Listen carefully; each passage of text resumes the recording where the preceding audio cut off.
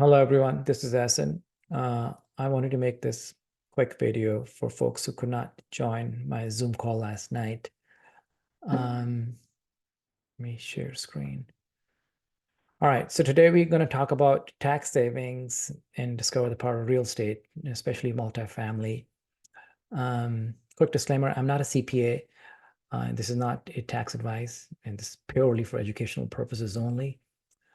A little background, I own 500 units across different states. I started off with a 6 unit in New Jersey. That's where I'm based.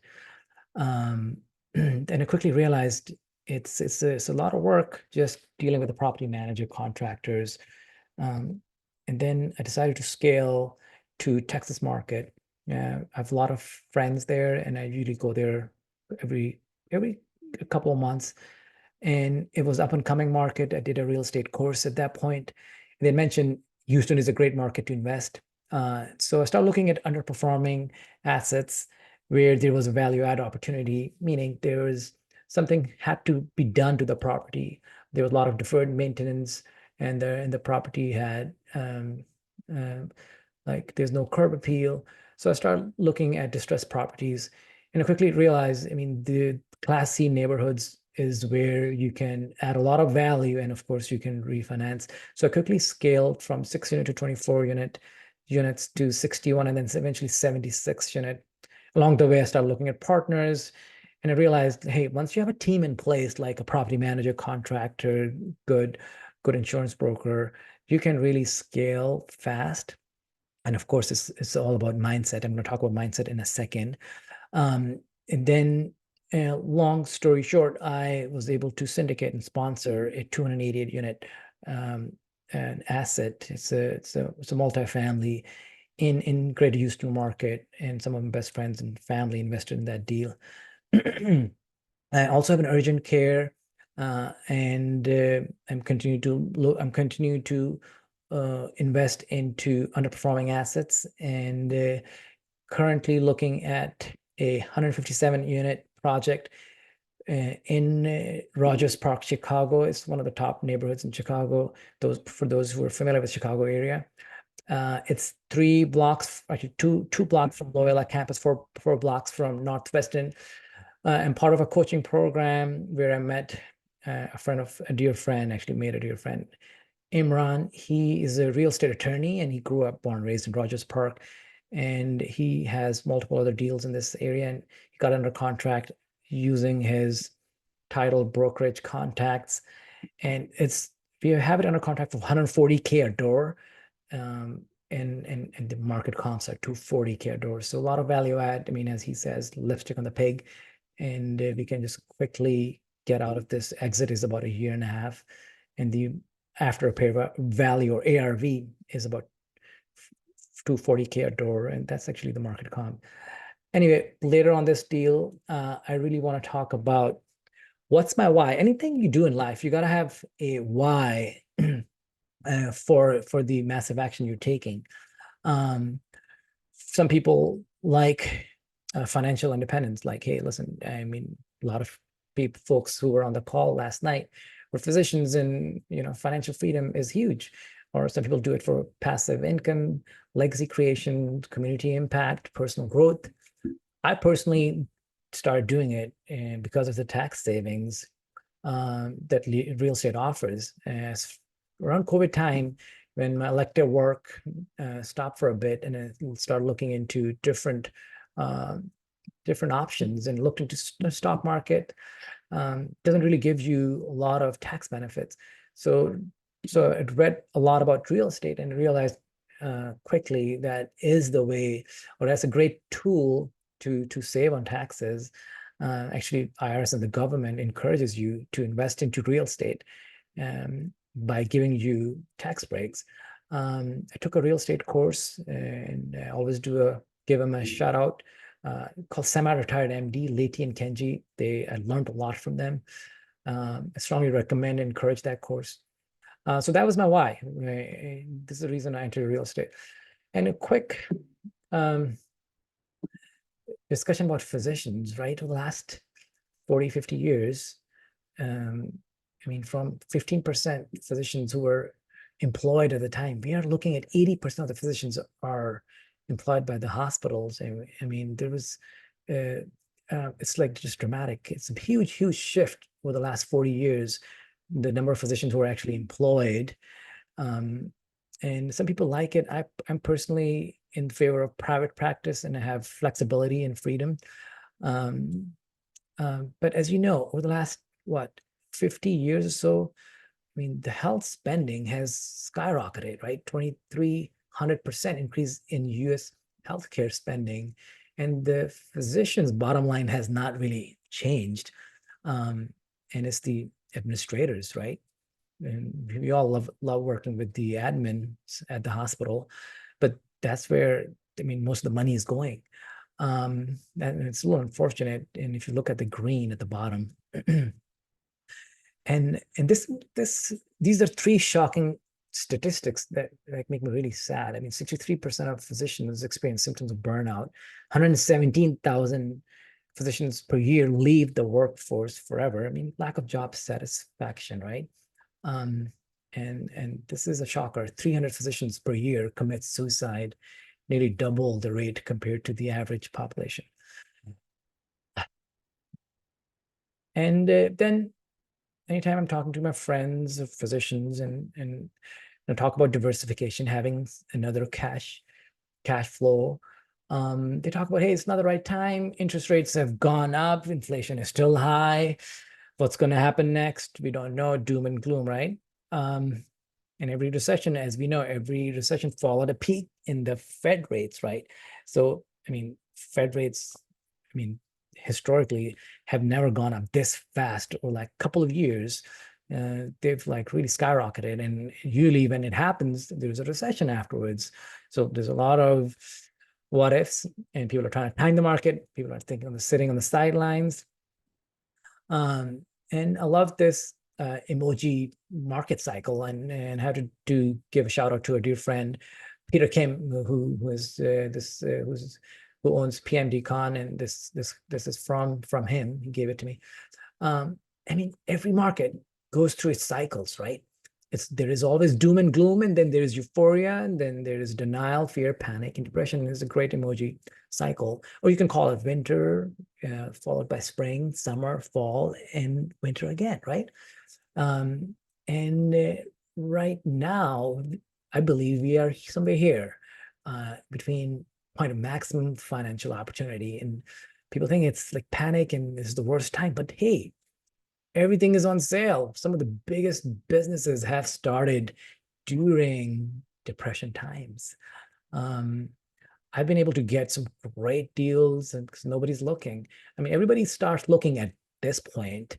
Well, everything is on, the interest rates are low, but things are overpriced, and that's the time you want to sell your assets. I tried to, I mean, I've been buying the last 4.5 years. I haven't sold anything yet. Of course, we've refinanced a couple of assets, haven't sold anything. The reason is, I mean, right now the pricing is great, and people are trying to get out of their assets. Just take them, especially if everything is 30, 40, 50, 60% off. Yeah, interest rates are high, but you're going to be able to get out of them. It's not sustainable. Feds have already started cutting rates. So we are somewhere here. Things are going to get better. So I've been buying for the last few years, and I'm going to continue to do that. And I want to talk about mindset, right? Everything starts with 80% mindset. And I've had multiple limiting beliefs. One of them was, hey, I cannot do private practice. That first job was employed position as in an academia in Michigan. But because of family situation, I had to move to Jersey. And all this thought, hey, this is not for me. I'm like, I like being like, assistant professor, residence fellows. Never thought I could do private practice. Well, a year later, and I moved to Jersey 6 months into it, and I realized I love it. This is great. It was one of my limiting belief that I couldn't do it. And again, then I started my real estate journey. I thought like, business is not for me. I can't do multifamilies. This is so much to learn. Of course, shattered through it, got into a couple of deals. Then I'm like, I cannot scale. Again, it's all limiting beliefs. The story we tell ourselves, hey, you can't do this, or I can't do this. There's always an inner dialogue. You got to change that, right? And of course, you got to invest into personal coaching. I heavily invest in it. I have a personal coach. I travel to get some coaching, couple of weeks every couple of months, actually. But yeah, most recent limiting belief was, hey, I can't raise capital, or I cannot take money from friends. But I thought I can add value to a lot of people, and you can leverage and do bigger deals together. So whatever limiting beliefs you guys have, you guys got to address those. The one thing I want you guys to understand, how to calculate real estate value, this formula. This is the most important formula, and that's how I look at deals, if it's a good deal or not. So NOI divided by the cap rate, right? So what's NOI? NOI is the net operating income. So annual income minus the expenses. That's the NOI, net operating income. Cap rate, it's a longer conversation, but you got to understand it's around 5%. It's like an equity multiple. It's different for every market, but 5% for majority of the US. Sometimes it's 6%. New York City is 4%. And so for today's discussion's sake, we'll say it's 5%. So that calculates the value of the asset, NOI divided by the cap rate. So here's the example. Once you have an asset, and it's actually true, one of my actual acquisitions a couple of years ago, 76 unit I acquired at 5 cap rate. So all I got to do is increase the rent, $100 per door, so per unit, and times 76 times 12 is 91,200 per year. We're all excited about that. It's great, but we're not jumping up and down. But here's the true magic, right? When the magic happens, when you plug those numbers in the formula. Commercial real estate is calculated. The formula is NOI divided by the cap rate. Once you increase the net operating income, 91,000 per year, with the same cap rate, which is 5, you plug in those numbers. Here's the magic number: almost $1.82 million value added to that property, right?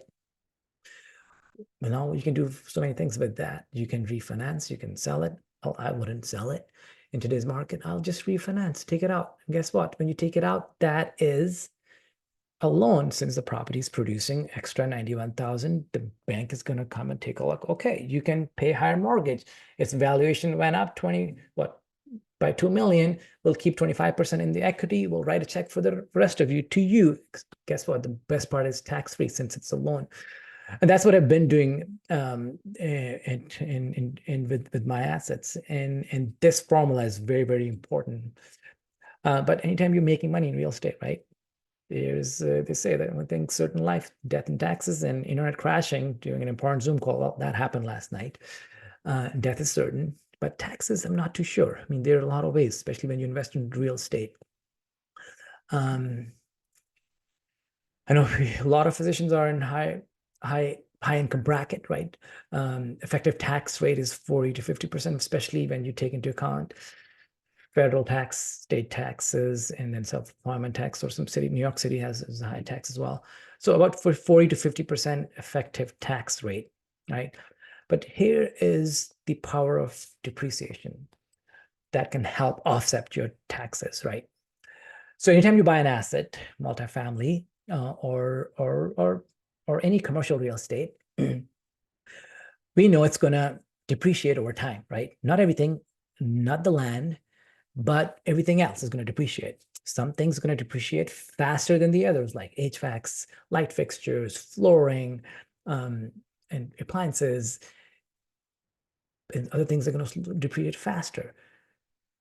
What you can do is have an engineer or a specialized company come in and do the cost segregation study.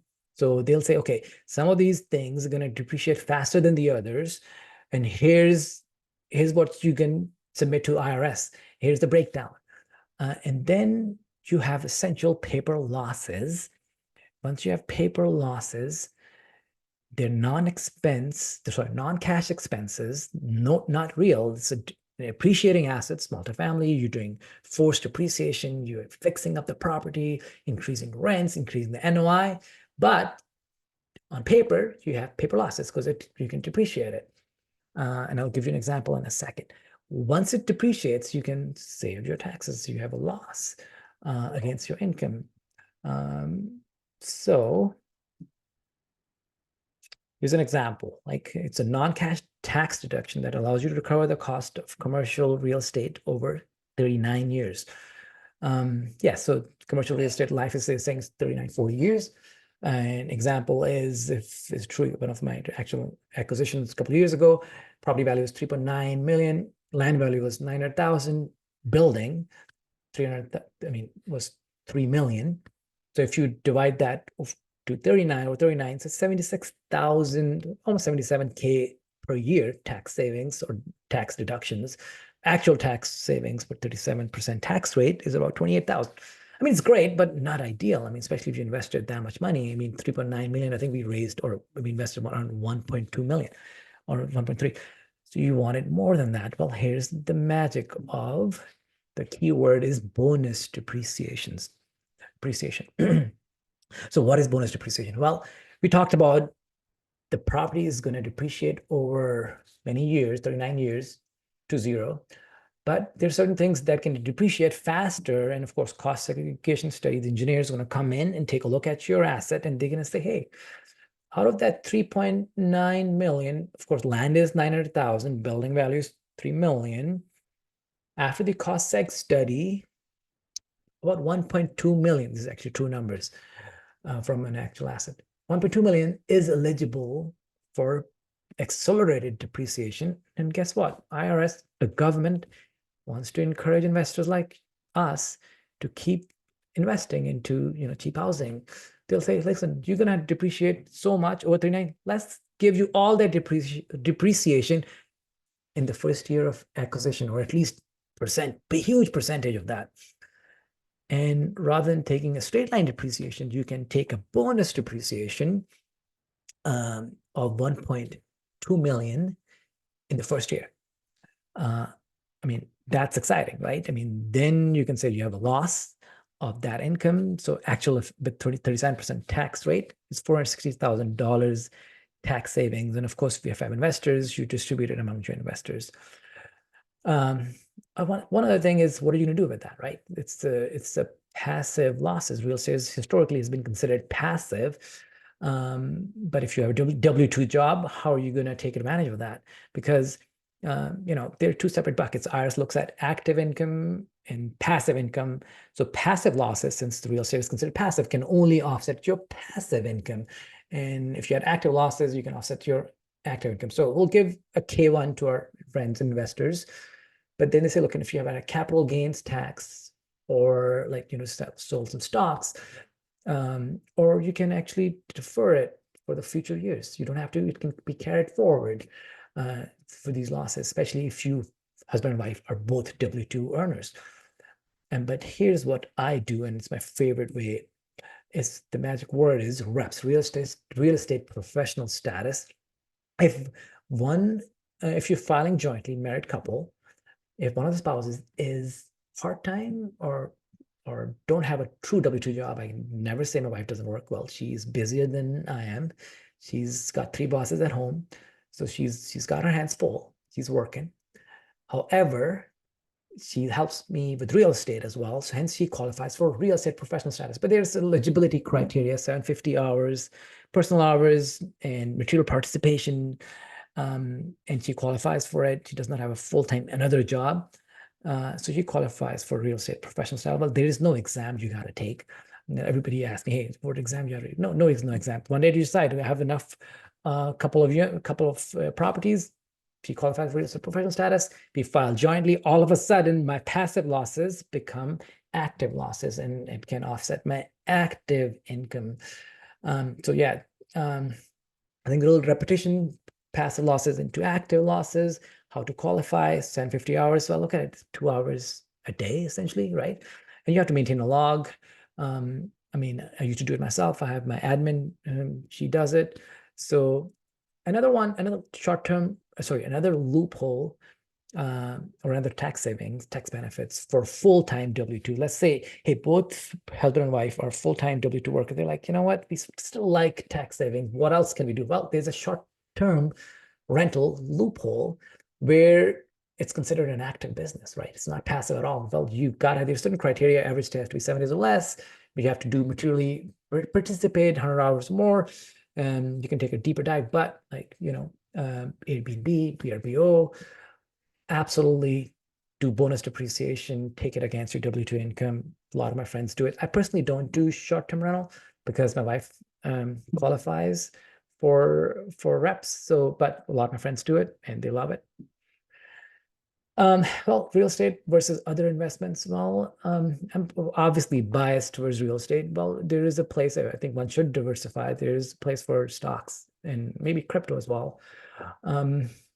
But I mean, I like to leverage, right? When you buy 100,000 worth of stocks, you got to put in $100,000 and there's no tax benefit. And on the other hand, if you want to buy 100,000 worth of property, well, you got to come up with 25K only. The government or the bank is going to give you the rest of the money, but you get to keep all the profit. Isn't that crazy? And you get to keep all the deductions. So leverage, right? So real estate lets you leverage, but again, one has to diversify. Speaking of leverage, I love to leverage my time, and people ask me, how do you do all of this while working as a full-time physician? I do by, of course, I mean, Who Not How is an amazing book. Like, who can help me get to the next level, or who can help me achieve this versus how? Like, here's a quick example. Physicians think, doing residency training, medical school, how can I do this? Versus who can help me do this faster? So I love this book by Dan Sullivan. And for example, in my businesses, initially when I had 6 units, 20 units, 30 units, I was doing it by myself. But then I quickly realized, like, if I keep doing everything, like calling the contractors, calling the lenders, bankers, then talking to the mortgage brokers and insurance, I'm not going to be able to maybe get to 10,000 units or 20,000 units.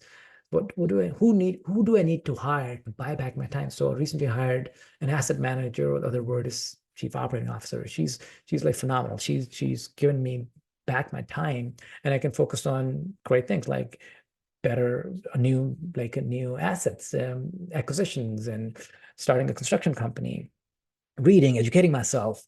So I'd strongly recommend leveraging your time and money, of course. And like, for example, this whole presentation was made by using AI, right? AI, I strongly recommend use AI in your day-to-day, and it's gonna change your life essentially. Yeah, just quickly talking about the 157 unit properties right next to Chicago, right next to Loyola campus, a couple of blocks from the beach. Again, value add, forced appreciation. Please reach out to me if you're interested in partnering in that deal. Connect with me. Here's the QR code. And I do have a WhatsApp group where some of my friends are in there, and they have questions about, like, real estate, professional stuff. What is reps, bonus depreciation? I share resources in that WhatsApp group. And feel free to reach out to me with questions. And thank you for your time.